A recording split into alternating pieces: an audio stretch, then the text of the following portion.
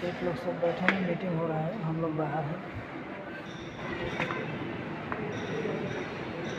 हम लोग नहीं जा सकते, हम लोग उसमें नहीं जा सकते। ये थिनर है, ये है थिनर। अभी इसको अगर कलर लगा रहता है, पेंट का कलर लगा रहता है तो इसको लगाने पर सब कलर छूट जाता है और पेंट में डालने में काम आता है। इसको माचिस धराएंगे तो पूरा बम बढ़ जाएगा, पूरा आग लग जाएगा। इधर का पूरा सामान देख लिए, आपको उनको दिखा रहे हैं। उधर जिधर हम लोग खाना खाते हैं,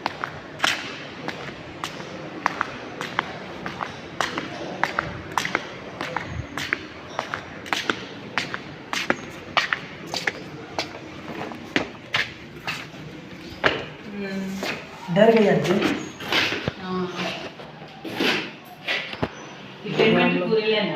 हम लोग इधर खाना खाते हैं,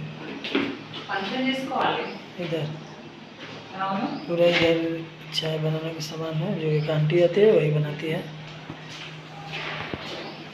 इधर गैस भी है, इधर पानी है, सब भी यहाँ पे सब टिफिन धोते हैं।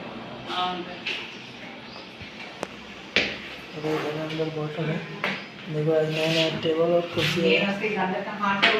गारंटी है।